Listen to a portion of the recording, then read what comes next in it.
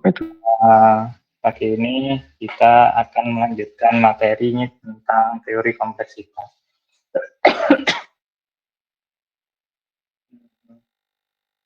Teori kompleksitas ini membahas tentang cara pandang yang lebih umum dari yang sudah kita bahas di kelas. Ya, kemarin lebih spesifik tentang algoritma dalam satu sudut pandang, algoritma dalam satu sudut pandang. Tapi ini kita ingin mengkaji hal tersebut, sudut pandang tersebut dalam cakupan yang lebih luas. Jadi sebenarnya harusnya ini di awal, tapi saya takutnya udah terlalu shock dapat yang rumit, nanti hilang semuanya. Jadi ini saya taruh di akhir, di mana dari yang sudah pernah didapat dalam bentuk algoritma pemrograman, kemudian ada struktur data, kemudian ada suatu paradigma lain dalam pemrograman, itu bisa diambil suatu apa ya istilahnya, suatu generalisasi. Bagaimana sih cara memandang suatu masalah, bagaimana cara memandang suatu algoritma yang serumpun dalam masalah tersebut.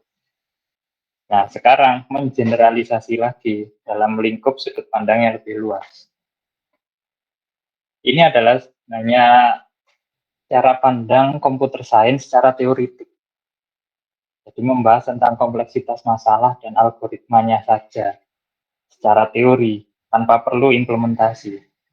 Jadi ketika sudah menguasai hal ini, maka tanpa membuat implementasinya, tanpa mengkode dalam suatu bahasa pemrograman tertentu, suatu algoritma itu bisa dilihat performanya seperti apa. Fokus utamanya adalah menyelesaikan masalah, bukan menyelesaikan masalahnya, tapi mengkaji bagaimana suatu masalah itu diselesaikan dari sudut pandang ruang dan waktu, seberapa banyak research yang dibutuhkan. Dari situ maka akan bisa dilihat atau dikaji ya. Ini masalah seperti ini bisa diselesaikan dengan dalam tanda kutip mudah oleh komputer, dan mungkin saja ketika definisi masalahnya seperti itu dalam kajian tersebut, maka masalah tersebut sulit atau bahkan mungkin tidak bisa diselesaikan oleh komputer. Dan kita sudah kaji juga bahwa masalah itu tingkat kesulitannya, kompleksitasnya itu sejalan dengan meningkatnya banyak atau meningkatnya banyaknya dari ini. Semakin banyak input maka semakin lama ya eksekusi, atau semakin besar ruang memori yang dibutuhkan untuk menyelesaikan suatu masalah. Nah, ini yang saya sebenarnya agak ragu untuk melanjutkan. Harus memahami dengan benar-benar paham konsep mesin Turing sebagai suatu model komputasi teoritik. Ini yang saya agak dilematis. Mau mengajari secara konsep teori, tapi harus ada modalnya. Sedangkan kecenderungannya sekarang itu lebih ke arah teknis implementatif. Tidak lagi ya pokoknya bisa jalan, hasilnya ada, ya udah jadi kan gitu. Dan ya kalau bertahan di seperti itu saja, itu membatasi diri untuk mempelajari atau mengurung diri bahwa komputer hanya sebatas itu. Padahal sebenarnya luas. Mesin Turing ini harusnya diajarkan di konsep teori bahasa dan otomata. Teori bahasa dan otomata, mohon maaf, di kurikulum kalian dihapus. Nah, itu harusnya diselipkan di tempat lain, tapi masih belum belum ada kesepakatan itu harusnya gimana dari sisi kurikulum. Ya udah, lepas dari itu, setidaknya kan saya pernah menyinggung tentang mesin Turing. Oke, kita lanjut saja ya. Kita lanjut ke complexity class. Jadi ketika kita bicara tentang teori kompleksitas, maka ujung-ujungnya adalah pengelompok masalah, suatu masalah. Kalau kita kaji, maka dia akan ada di area atau di kelompok mana. Pengelompokan tersebut berdasarkan tingkat kerumitan atau kompleksitas penyelesaian masalahnya itu sendiri. Jadi masalah dikaji dari bagaimana kira-kira masalah tersebut akan diselesaikan. Kita membatasi diri dalam hal ini, sudut pandangnya itu terhadap ruang dan waktu penyelesaian masalah. Itu saja, fokusnya hanya di situ. Selama dia itu, karena kita bicaranya teoritis ya, kita tidak bicara tentang hardware-nya seperti apa, tidak peduli. Gitu. Hardware-nya suatu saat kalau secara teori dia bisa diselesaikan, maka dia akan bisa diselesaikan. Tinggal hardware-nya mau canggih jadinya cepat, hardware-nya itu nggak canggih ya jadinya lama. Itu depend on hardware, tapi secara teori dia akan diselesaikan dalam sekian satuan waktu. Nah, satuan waktu itu dieksekusi di komputer berapa cycle istilahnya gitu. Nah itu cycle itu nanti satuannya hertz dan seterusnya. Itu spesifik hardware, tapi kita nggak peduli dengan yang itu, kita hanya mempedulikan tentang dari sudut pandang ruang dan waktu dia kompleksitasnya serumit apa atau sesederhana apa malah. Yang paling sederhana adalah dikodekan kelas masalahnya, kelas kompleksitinya. Kelas kompleksitinya itu P.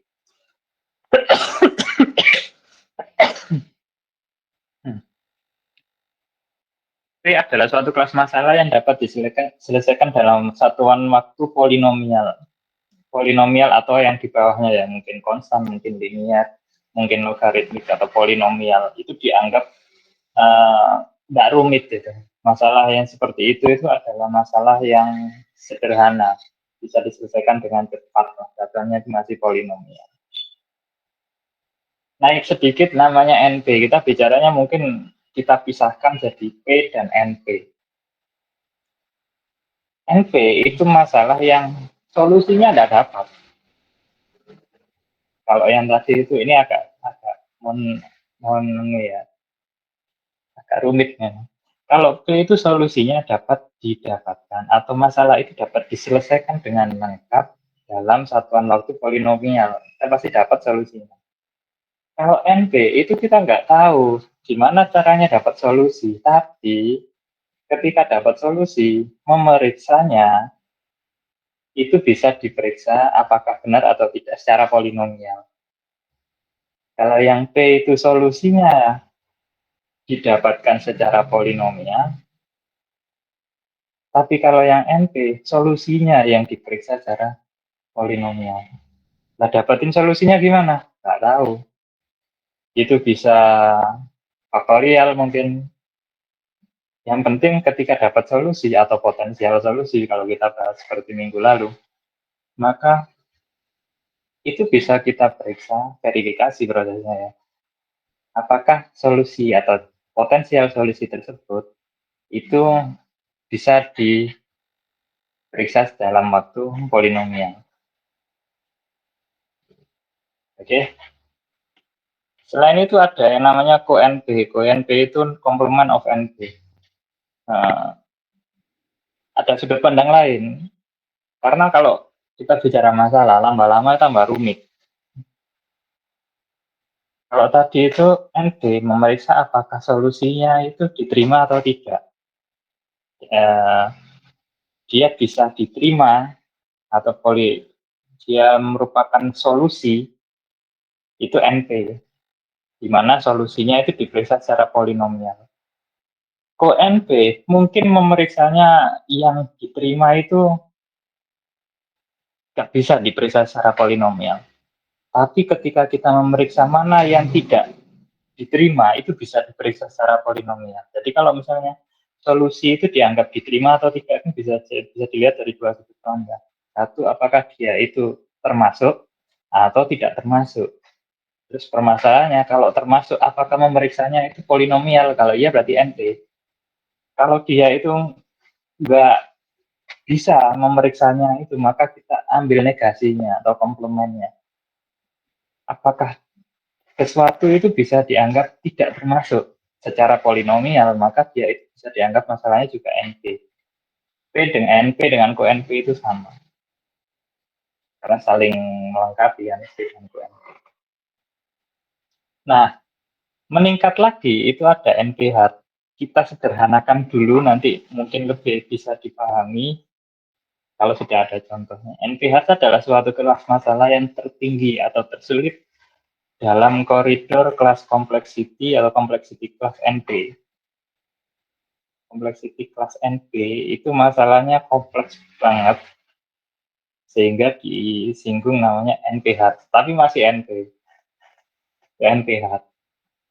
NP komplit adalah kelas masalah yang salah satunya itu bisa kita kategorikan sebagai polinomial, tapi tidak bisa diberlakukan umum. Jadi ada suatu masalah yang salah satu solusinya itu sebenarnya bisa dieksekusi atau bisa didapatkan secara polinomial, tapi ketika ada suatu atribut yang diubah, maka dia tidak bisa lagi secara polinomial. Kalau solusinya kan pasti harus bisa diperiksa secara polinomial, dia baru masuk ke NP. Tapi kalau misalnya dia solusinya juga bisa dieksekusi polinomial, namanya NP komplit.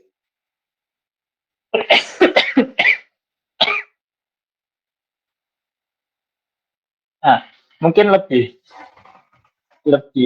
mudah dalam pemahaman kalian kalau sudah dikasih contoh. Analoginya itu mencuci suatu pakaian kotor atau apapun lah yang kita anggap kotor yang dikenakan suatu proses kemudian dia jadi bersih gimana gitu. Kenapa dibersihkan? Ya kalau nggak mau dibersihkan ya beli baru, tapi kan boros kan.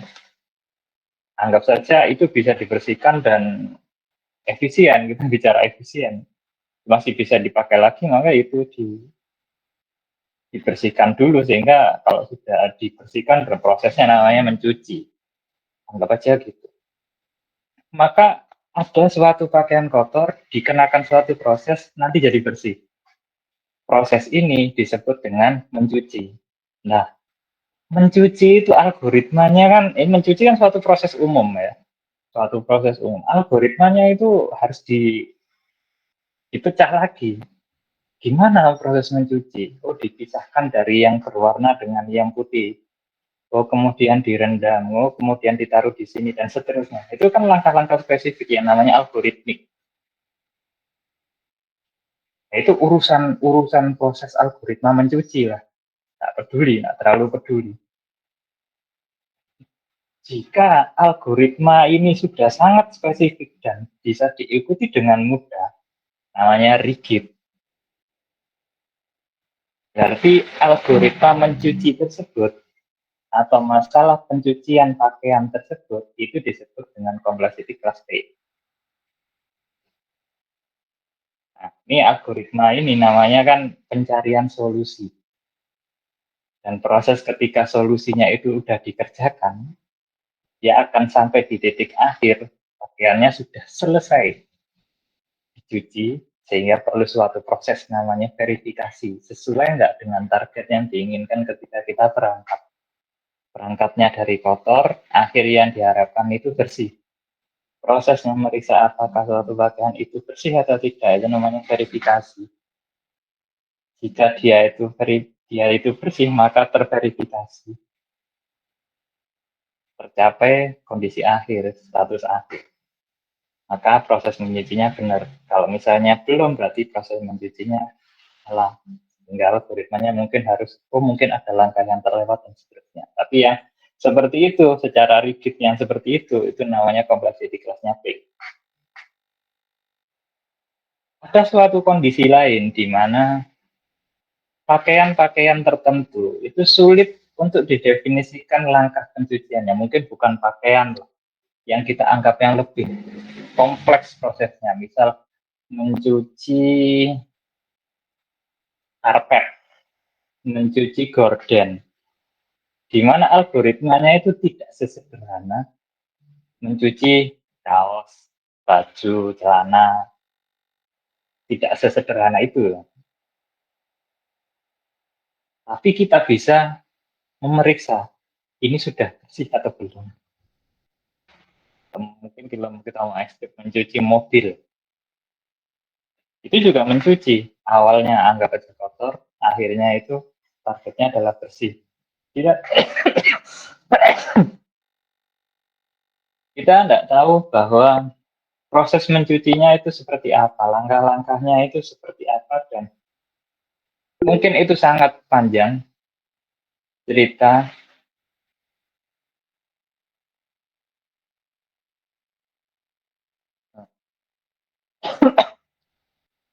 Ada limit ya.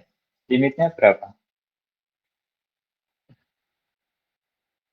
Mau pindah dulu. Yang biar nggak ada limitnya gimana?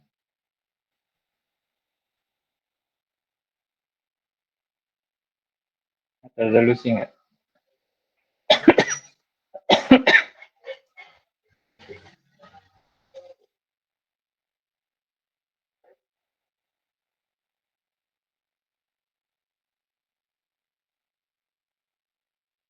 Solusi sementara buat yang nggak bisa join, yang mungkin kebetulan satu area pakai satu satu akun saja, nggak harus semua, biar yang berbeda tempat saja. Sementara itu, kalau mau ekstrim ya salah sendiri, telat. Ya, kita lanjut. uh, saya mana tadi? Oke, mencuci ya tadi. Jika proses pencuciannya itu sangat sangat rumit, kompleks sehingga tidak bisa didefinisikan dengan sederhana, maka dia itu namanya NP. Dengan asumsi bahwa hasilnya masih kita bisa periksa, kita bisa verifikasi, sudah bersih atau belum. Ya, kalau misalnya dia langkahnya itu bisa didefinisikan dengan rigid, maka dia algoritmanya itu complexity class-nya B.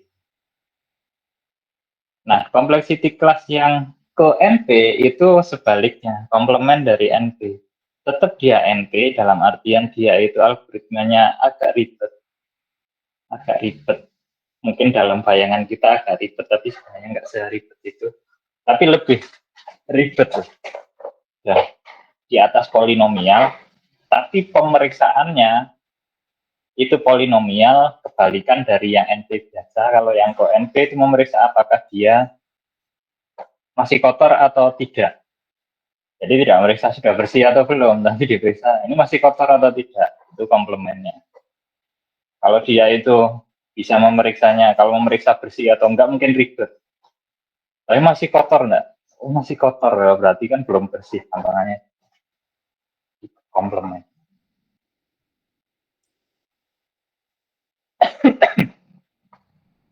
Nah, naik lagi ada bagian di dalamnya NP namanya NPH. Bagian yang sangat sulit untuk mendefinisikannya, udah nggak bisa dibayangin lagi lah. Atau bisa dibayangin biarin komputernya yang jalan, tapi kalau disuruh menelusuri satu persatu langkahnya itu udah nggak bisa lagi. Sangat kompleks. Tapi tetap memeriksanya masih bisa. Apakah dia bersih atau enggak. Verifikasinya itu masih bisa diperiksa secara sederhana. Dalam artian polinomial. Maka dia itu masih masuk dalam NP-hard. Sedangkan NP komplit itu adalah bagian dari NP di mana terdapat solusinya, langkahnya spesifik, tapi tidak bisa digeneralisasi. Ada bagian dari NP keseluruhan, di mana NP yang keseluruhannya itu NP hard, tapi di bagian yang spesifiknya dia itu NP komplit. Kalau disederhanakan dalam notasi matematis, P adalah himpunan bagian dari NP, tapi tidak mengharuskan bahwa NP itu merupakan himpunan bagian dari P. NP komplit itu adalah area di mana ya area yang berada di antara NP dan NP. Mungkin sementara itu dulu, ada yang mau ditanyakan sebelum saya lanjutkan.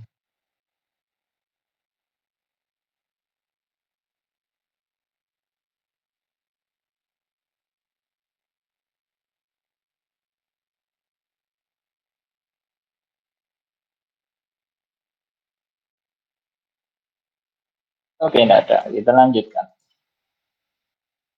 Sehingga dengan proses seperti itu secara teori, mungkin kalau tidak diberi suatu permasalahan yang nyata, agak bingung nantinya. Ini yang seperti apa yang dimasukkan uh, area class complexity, P, NP, NPH gitu. Contoh yang kita sudah bahas di kelas pathfinding. Pathfinding kalau kita secara sederhana memodelkan bahwa itu adalah mencari suatu titik, suatu rute, suatu path dari suatu titik ke titik lain. Misal kita tambahkan informasi bahwa yang dicari adalah jalur terpendek dari dua titik tersebut, maka dia itu bisa diselesaikan secara polinomial kan, solusinya dapat. Contohnya apa? Dijkstra. Atau kemarin yang dibahas di kelas, mungkin tidak dari satu titik ke titik tertentu saja, tapi dari satu titik ke semua titik yang lain. Sehingga dan pembobotannya yang kemarin dibahas namanya traveling salesperson problem atau traveling salesman problem.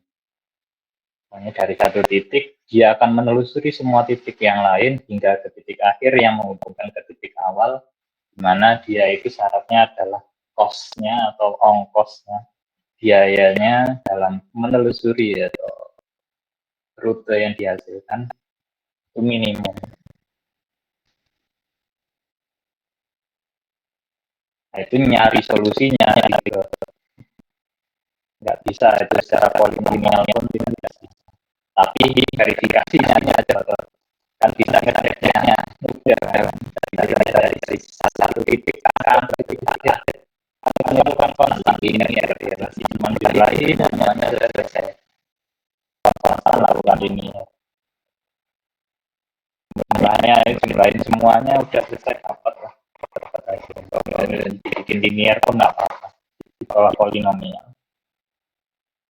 Verifikasinya cepat tapi mencari solusinya luar biasa ribet, pakai brute force karu-karuan itu kombinatorik, wow pasti lama, tapi verifikasi solusinya cepat sehingga masuk NP-nya, masuk NPH.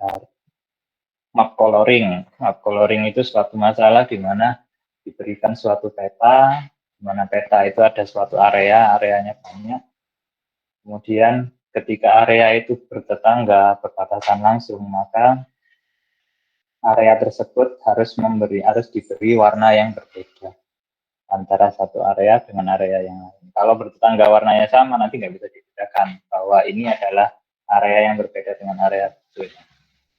Ada catatan ya, di warnanya itu otomatis. Ketika dia otomatis, maka dia harus cari kombinasi. Kombinasi pencariannya itu ketika pencariannya optimal, kan rumit.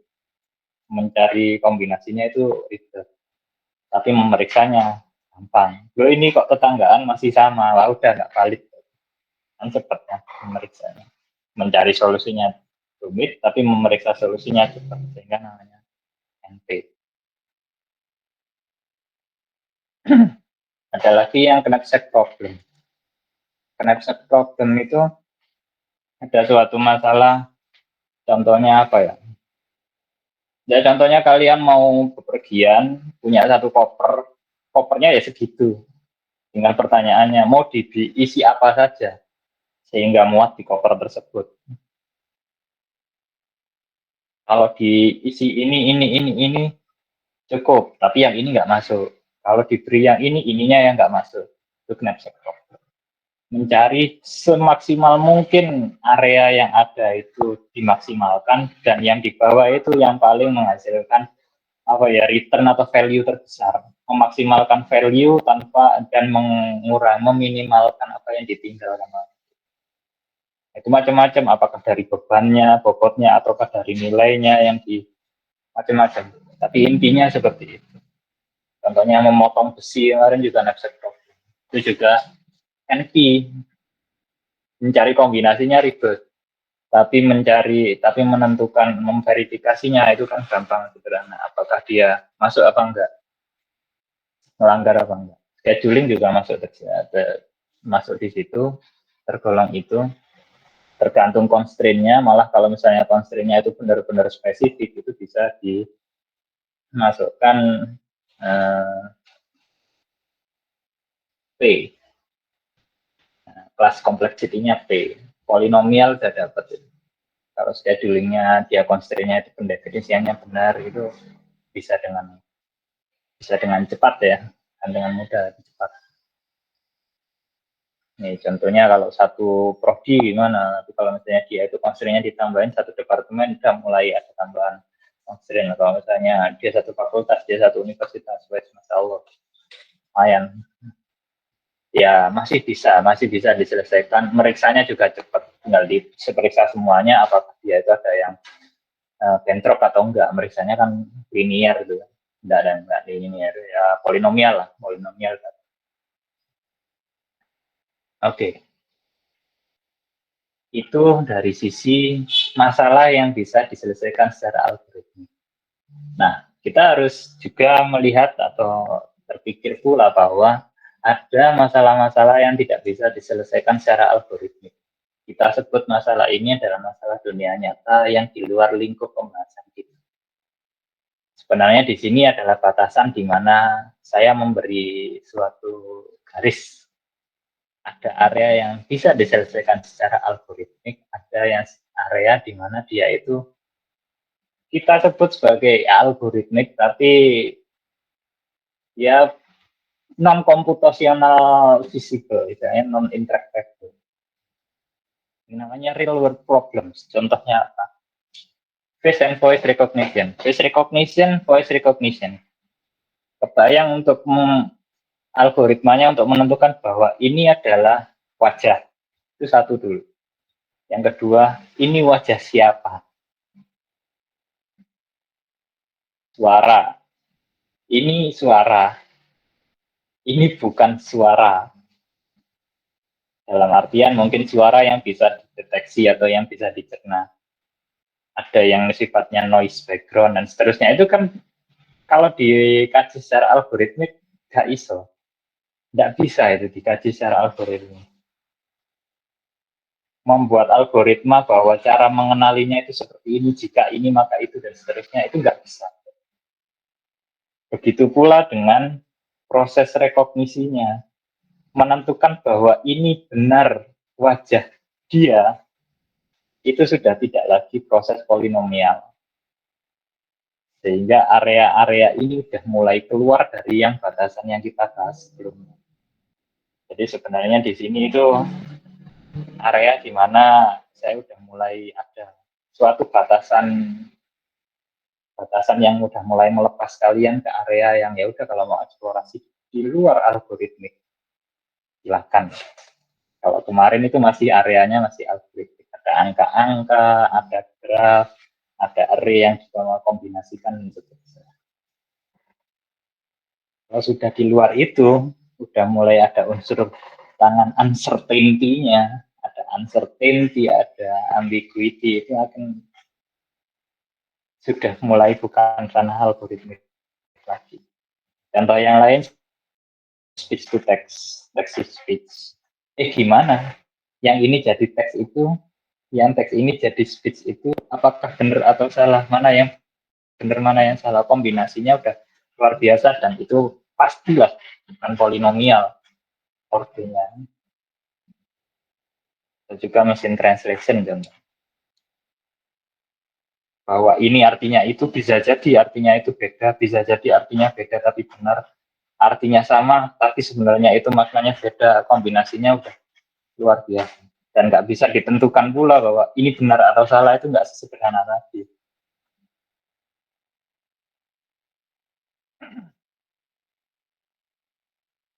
ya. Nah, dari tiga hal ini maka kita bisa kaji bahwa ada area yang kita sebut dengan masalah nyata yang ada di dunia ini dengan karakteristiknya itu adalah sifatnya noisy, banyak hal yang gak jelas, noise. Ini benar nggak? Kalau misalnya gambarnya itu blur, kalau suara misalnya saya nyampaikan ini ada suara background di belakang, kebetulan di sini mungkin lagi sepi-sepi saja, mungkin ada motor mobil lewat. Bagaimana membedakan mana yang suara yang nyata, mana yang itu sebenarnya ada noise? belum nanti hasilnya itu ambigu, wajah dia dengan wajah dia itu serupa, misal anaknya itu orangnya itu saudara kembar, ini wajahnya siapa, nah itu tambah rumit.